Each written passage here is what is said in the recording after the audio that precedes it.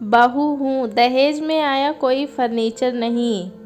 बहू के पिता ने सामान तो दिया है, लेकिन एक भी चीज़ ढंग की नहीं दी। देना ही था तो हमसे पूछ लिया होता कि कैसा ख़रीदना है। ये देखो, इस अलमारी का रंग कितना अजीब लग रहा है। ऐसे रंग की अलमारी भी भला कोई रखता है? मुझे तो हल्के रंग की अलमारी अच्छी लगती है, और ये बेड का डिज़ाइन भी कुछ खास नहीं है। दहेज में मिले फर्नीचर को देख देख कर मुँह बनाते हुए बबीता जी बोले जा रही थीं। पत्नी की बातें सुनकर पास बैठे सुषमा के ससुर जी बोले, अरे अब जो दे दिया सो दे दिया। तुम्हें पसंद नहीं आया तो अपने हिसाब से बदलाव करवा लो। वो तो मैं करवाऊंगी ही, भला ऐसा ओल्ड फैशन का सामान घर में रखकर घर का हुलिया थोड़ी ही ख़राब करना है।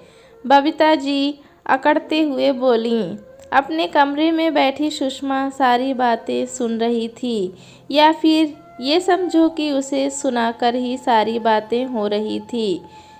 कितने जतन से, सालों से एक एक चीज़ उसके पिता ने अपनी बेटी के दहेज के लिए इकट्ठा की थी। अपनी तरफ से किसी चीज़ की कमी नहीं रखी थी, फिर भी यहाँ किसी को उन चीज़ों की कोई कदर नहीं थी। कुछ दिनों बाद ही घर में कारपेंटर आया और बबीता जी ने जैसे जैसे कहा वैसे वैसे दहेज में मिले फर्नीचर का हुलिया बदल दिया। अलमारी का रंग भी बदल दिया गया। अब कुछ ठीक लग रहा है, लेकिन फालतू में हमारा इतना खर्चा हो गया। बहू अपने पिताजी से कह देना कि उनका दिया दहेज भी हमारे ऊपर ही भारी पड़ा है। बबीता जी अपनी बहू सुषमा को सुनाते हुए बोली। सुषमा चुप थी, आखिर कहती भी क्या, अभी इस घर के लिए वो नई ही तो थी। यहाँ का परिवेश उसके मायके के परिवेश से बहुत अलग था। सबकी पसंद नापसंद भी सुषमा की पसंद से मेल नहीं खाती थी। उसका दिल क्या चाहता इस बात की शायद यहाँ किसी को परवाह नहीं थी। सब अपनी पसंद का ही गुणगान करते रहते थे, लेकिन अपनी माँ से सुषमा को यही शिक्षा मिली थी कि ससुराल में सामंजस्य बैठाने में थोड़ा वक्त लगता है। इसीलिए सब्र के साथ सबका मन जीतने की कोशिश करती रहना, और वो कोशिश कर भी रही थी। सुषमा की शादी के दूसरे दिन ही उसकी दोनों नंदें वापस ससुराल लौट गई थीं, क्योंकि उनके बच्चों के इम्तिहान थे। इसीलिए शादी के 1 महीने बाद दोनों नंदें कुछ दिन मायके रहने के लिए आ रही थीं। सुषमा भी इस नए परिवार को जानना समझना चाहती थी, इसीलिए वो भी काफ़ी उत्साहित थी। नंदें आईं तो बबीता जी ने सुषमा को आवाज़ लगाते हुए कहा, सुषमा बहू, दीदी के लिए पानी ले आओ। ये सुनकर छोटी ननद तपाक से बोली, मम्मी, आप लोग अभी भी भाभी को सुषमा ही पुकारते हो? कितना ओल्ड फैशन नाम है।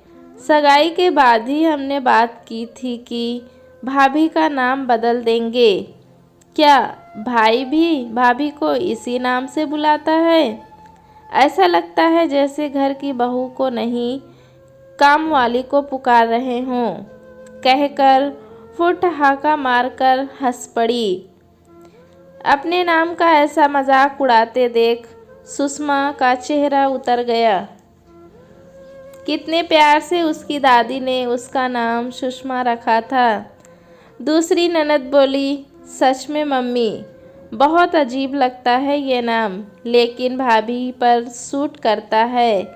इन्हें देखकर लगता भी नहीं कि ये आज के ज़माने की हैं।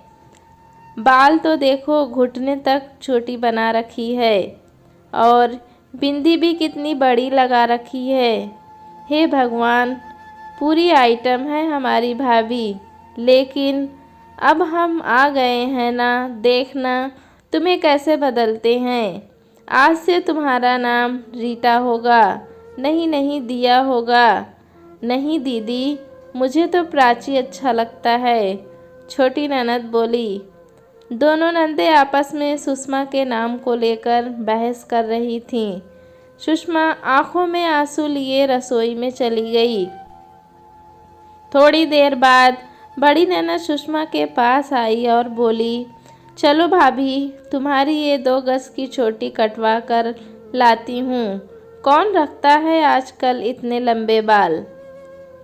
सुषमा का तो जैसे हलक ही सूख गया। नहीं दीदी, मुझे बाल नहीं कटवाने, मुझे बहुत अच्छे लगते हैं मेरे बाल। देखो भाभी, अब तुम अपनी पसंद भूल जाओ। इस घर में रहना है तो हमारे हिसाब से रहना सीख लो, अकड़ते हुए बड़ी ननद बोली। अब सुषमा से ये सब बर्दाश्त नहीं हो रहा था। वो बोल पड़ी, माफ़ करना दीदी, मैं इस घर की बहू हूँ। दहेज में मिला कोई फर्नीचर नहीं जिसे आप लोग अपने हिसाब से रंग पोत लेंगे।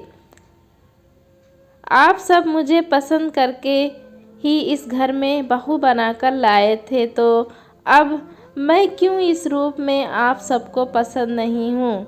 जिस तरह आप सबको अपने नाम, अपने रंग रूप से प्यार है, वैसे मुझे भी अपना नाम और अपना रंग रूप अच्छा लगता है। हर इंसान को ये हक है कि वो अपनी पसंद के अनुसार रह सके। फिर मुझ पर आप सब दबाव क्यों डाल रहे हैं। क्या शादी के बाद सिर्फ बहू को ही बदलने की ज़रूरत होती है। सुषमा की बातें ऑफिस से आए सुषमा के पति अविनाश ने सुनी तो वो भी बोल पड़ा, दीदी, सुषमा ठीक कह रही है। जब उसे हमारे रहन सहन और नाम से कोई शिकायत नहीं है तो हम क्यों इसके नाम और पहनावे पर सवाल उठाएं। और सच बताऊं तो मुझे भी सुषमा के ये लंबे बाल बहुत अच्छे लगते हैं। अविनाश की बात सुनकर सुषमा हौले से मुस्कुरा पड़ी। दोनों नंदे समझ गईं कि अब उनकी दाल नहीं गलने वाली। हमें क्या, रहो इस गंवार के साथ। जब लोग मजाक उड़ाएंगे तो हमें मत कहना, मुंह बनाते हुए ननद बोली। लेकिन अब सुषमा को उनकी बातों से कोई फर्क नहीं पड़ रहा था, क्योंकि उसका पति उसके साथ था।